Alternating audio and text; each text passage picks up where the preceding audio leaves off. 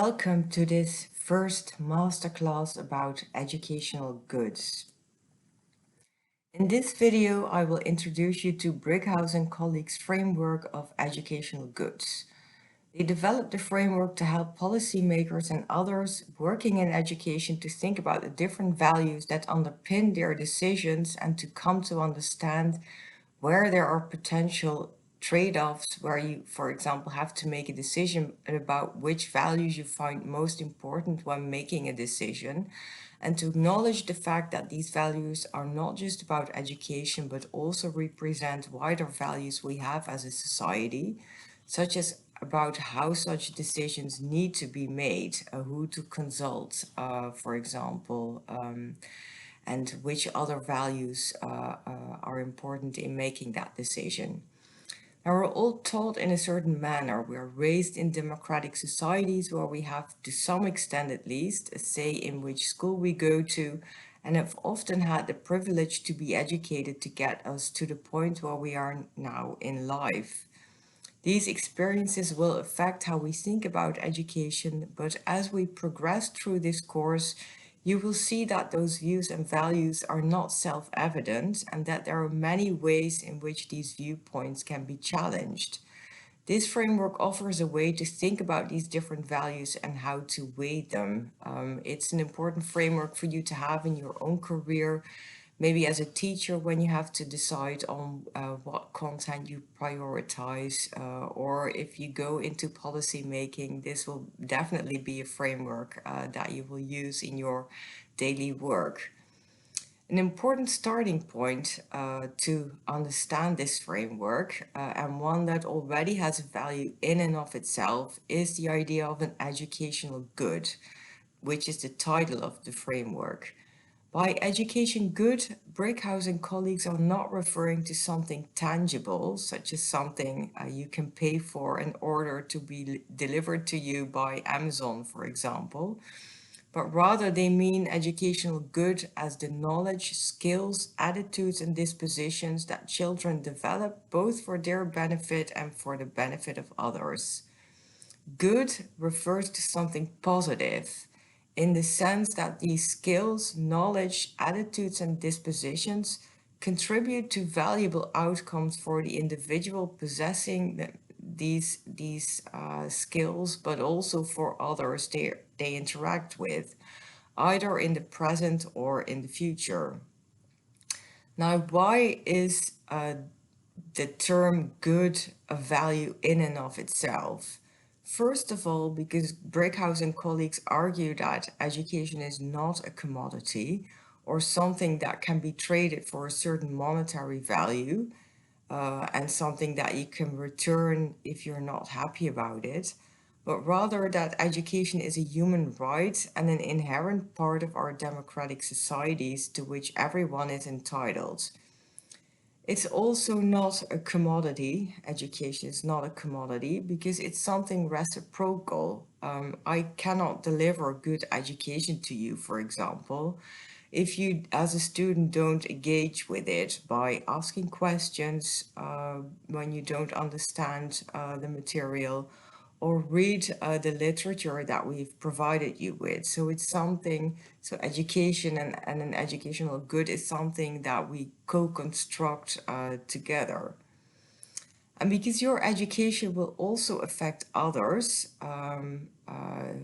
people you interact with now and in the future, that's also why they call it an educational good. And an example that they give is that children from highly educated parents have more opportunities to do well in life and start their own schooling career with better life chances. Brickhouse and colleagues also refer to this as flourishing, to do well in life more generally. And one final point to explain is that positioning education as something good is to just refer to our own past where women were, for example, not even allowed to go to university, as it wasn't seen as relevant to them or would jeopardize the discrete balance between men and women in their respective roles in family life and society more widely. Some of these views are still upheld in other societies today too.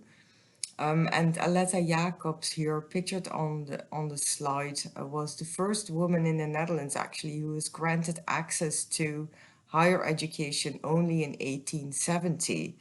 But she could only sit in and listen to classes in a very secluded area in the lecture theater. And she had to get specific approval to attend those lectures from the Ministry of Education. So the idea that education is a good is not self-evident in societies now, but even in our not so far past. So if we think about the opposite, education is something being very transactional, a commodity that's being bought and sold and needs to be acquired. That's quite contrary to how we would see education as something that is inherently good. What if we didn't position education as an educational good, but as something that you trade on the marketplace, something that everyone needs to buy and something that you can sell? What would that actually mean for access to schools, to the quality of education, and even more broadly, human flourishing, our well-being, and how we do in life? That's just to explain the different viewpoints of how we can look at education, and to clarify that Brickhouse really starts with the position that education is a positive thing, a human right that everyone should be entitled to in modern societies. And they then go on to clarify what that actually means, educational goods. They define it in terms of 6 capacities that everyone should have in a modern society. They say that when someone deploys these capacities effectively in the appropriate circumstances, it will it will enhance his or her own flourishing and also that of others in society. And this slide pictures this relation and specifies these 6 capacities. And you can read what they are in the paper. And for this session particularly, I would encourage you to think about how your education has, for example, helped you or will help you to become economically productive, make more informed judgments, be an active citizen who contributes to the democratic society you live in, or do well in the other capacities listed on the slide and in the literature. Now, just thinking about the curriculum in primary and education and learning how to read, write, and calculate will certainly have helped you do well in most of these domains. And citizenship, which is now part of the school curriculum in many countries, was also developed with democratic competence in mind. So you can see how some of these capacities kind of feature in most of our current school curricula. We'll turn to this issue of what is on the curriculum and to what extent that supports these capacities in the second masterclass, but also in future masterclasses by, for example, Gerdien Bertram Troost and Anders Schinkel. And it's quite important to understand that these 6 competences are actually quite a lot to accomplish through education. And schools have often been saying that they're expected to do much too much in the limited time that they have. So that already kind of has you thinking about how realistic is it to have all these capacities in our school curriculum. Particularly because Brickhouse and colleagues specifically say that they think about education as something that is offered in a school, and that these capacities need to be developed in a schooling context and, for example, not through learning at home. That's not how that's not what they incorporate in their definition of educational goods. So learning in the playground or in the workplace or at home is not part of this framework.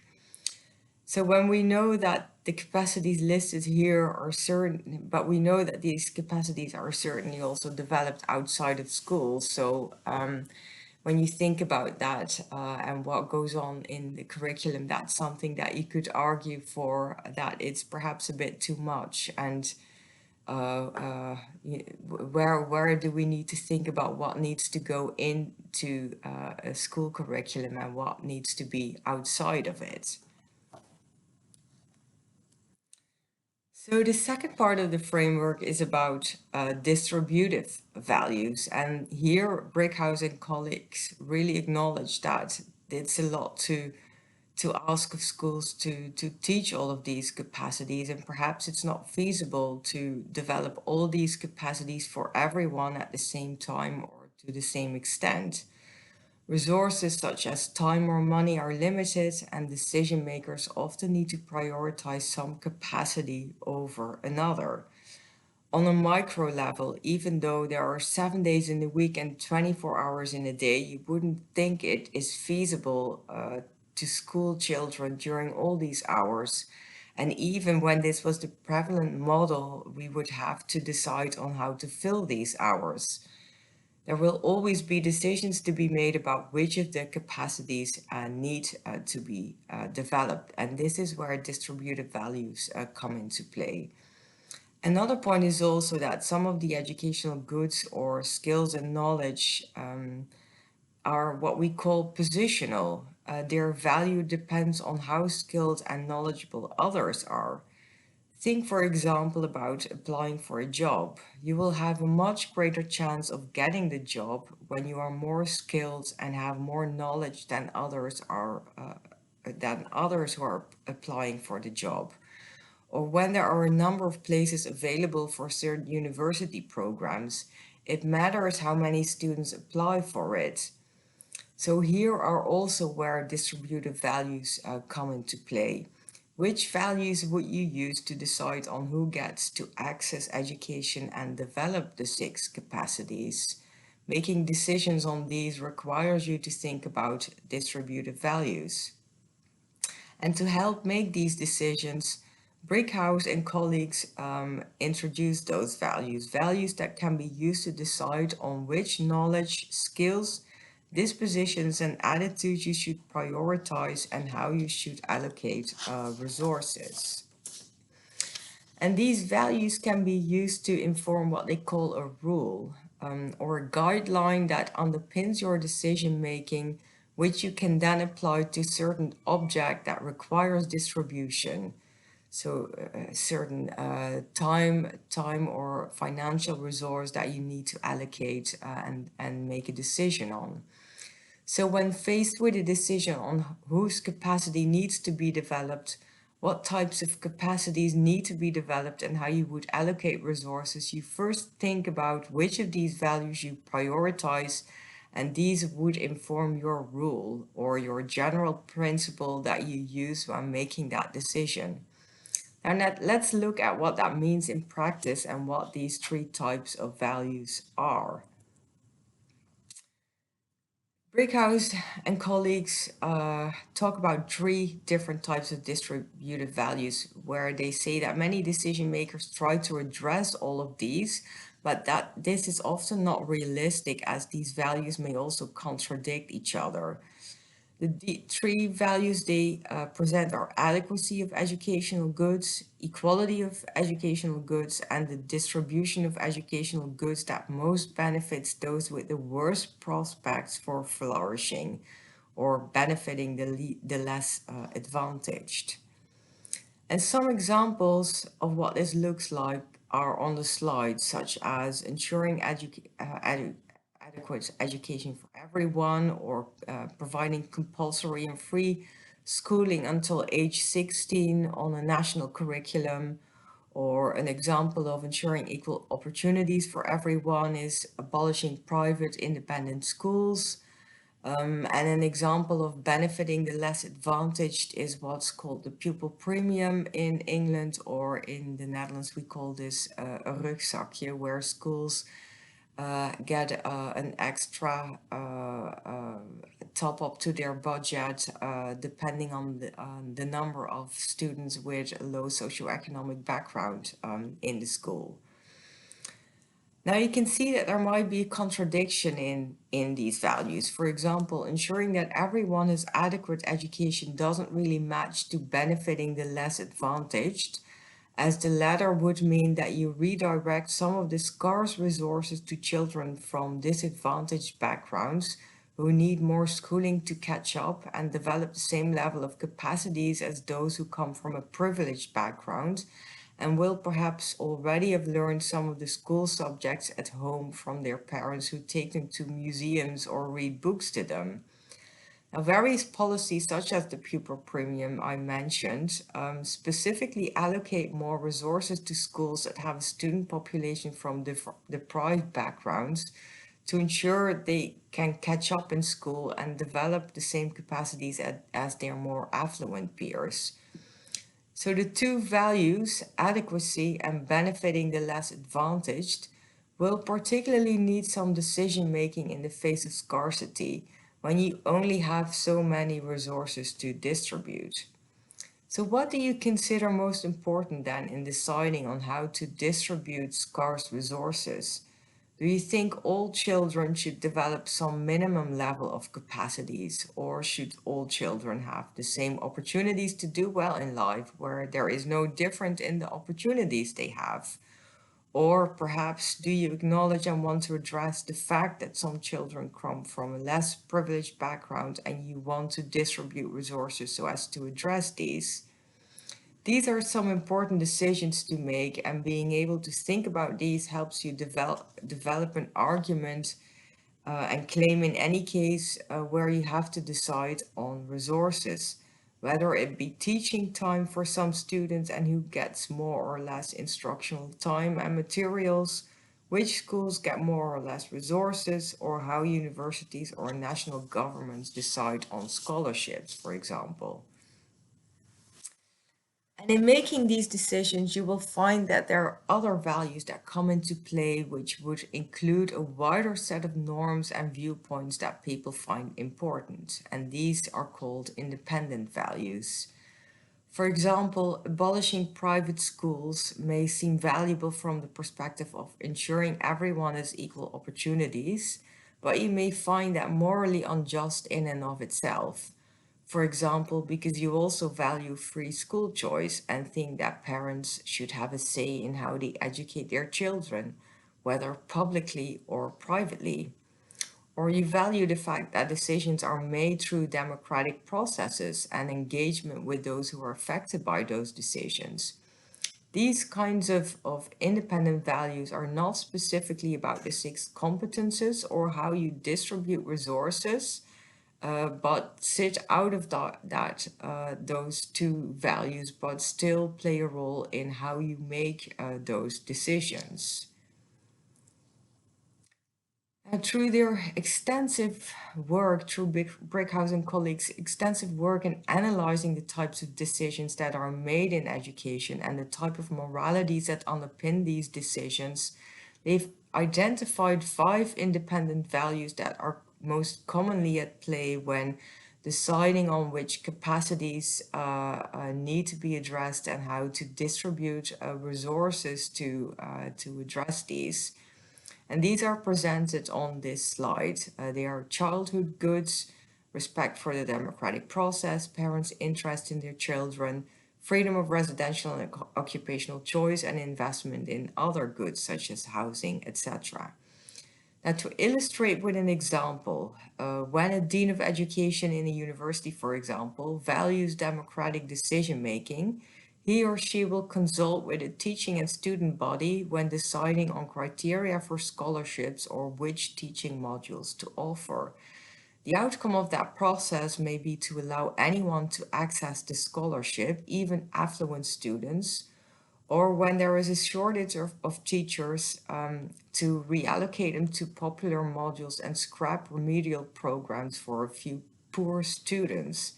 This means that some of the distributive values he or she might have, such as benefiting the less advantaged, will be jeopardized by choosing to respect the democratic process and independent value in that framework.